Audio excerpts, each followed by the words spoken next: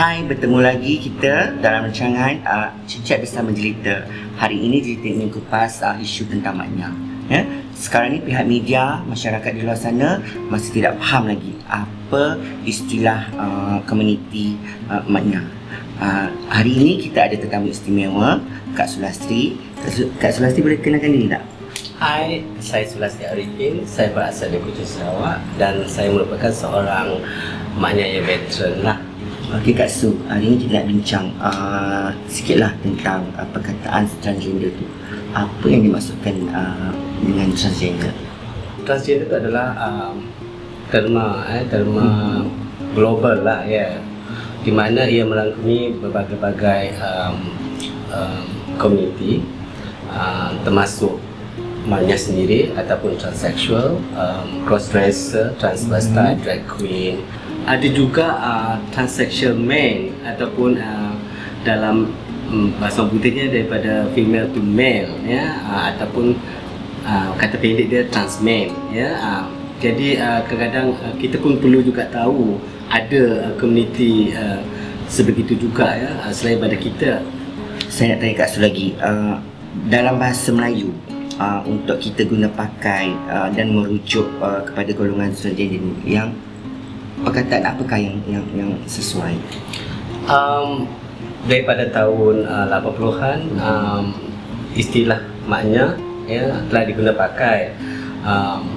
Pada mulanya terma ini diguna pakai adalah untuk membezakan antara maknya dengan golongan gay. Sebab pada masa itu masyarakat dia pukul rata lah. Kalau nampak maknya lembut, kalau nampak maknya pun dia panggil pondan, kalau tengok gay pun dia panggil pondan, bako. Jadi kita tak nak orang confuse. Jadi kita gunakan istilah maknya tu supaya orang tahu beza dia, lah. mana satu maknya, mana satu gay. So kita gunakan terma maknya tu semenjak 80-an sampai sekarang lah. Kak Su boleh terangkan tak dari mana asal usul perkataan ataupun istilah maknya tu?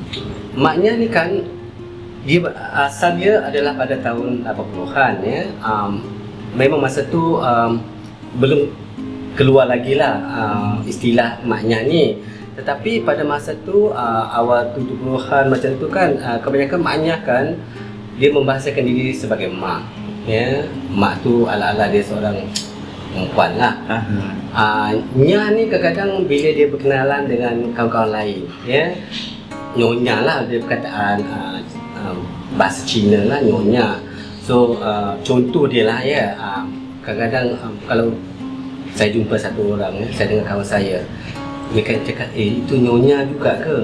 Ya, jadi kadang-kadang itu jadi bahasa macam panggilan untuk sama-sama mereka sendiri, dan mereka membahasakan diri sebagai mak. Jadi mereka combinekan dua bahasa tu, mak tu dengan nyonya tu, jadi maknya. Kak Su, apakah kesan bila masyarakat masih lagi memanggil ataupun menggunakan perkataan yang tidak tepat, macam bapuk, pondan, dan juga abang, darai ke? Memang Dia memberi kesan yang mendalam lah bagi seorang maknya. Sebab dari segi cara sebutan tu, dari segi macam kalau pondan, bapuk ke apa kan, dia adalah satu panggilan yang terlalu menghina, ya. Betul. Maknya pun orang biasa juga yang ada perasaan. Jadi dengan panggilan-panggilan tersebut, ramai maknya yang menghadapi masalah psikologikal, kemurungan, yang boleh mendatangkan masalah, ya, dalam hidup mereka sendiri. Saya sendiri pun pernah alami kan, dalam bas orang panggil abang, dan sebagai seorang maknya, you pun ada maruah diri, ya. You pun ada rasa macam kata orang rasa malu, ya. Kalau orang gunakan perkataan macam tu, you rasa sedih sangat, ya. Kak Su, Persatuan Maknya Wilayah Persekutuan di awal tahun 80-an, boleh tak Kak Su cerita sikit tentang persatuan? Memang betul kita pada awal 80-an Persatuan Maknya Wilayah ditubuhkan, dan saya merupakan salah seorang daripada ahli jawatankuasa, dan pada masa itu saya muda lagi dan tidak berapa tahu sangatlah macam mana nak menguruskan sebuah persatuan. Tetapi sebagai seorang maknya saya rasa macam seronok lah kan, sebab ada persatuan di mana kita rasa macam diri kita diiktiraf, diambil berat, dan saya fikir inilah peluang untuk maknya untuk membangunkan komuniti dan berintegrasi dengan masyarakat. Jadi pada masa itu memang sokongan dan kerjasama daripada maknya atau tuan sekalian Kuala Lumpur amat baik sekali lah. Terima kasih Kak Su kerana bagi banyak info hari ini. Okey, masyarakat di luar sana, jangan keliru, gunakan istilah yang betul dan tepat. Kalau tak tahu tanya. Ingat, komuniti maknya bukan fenomena baru.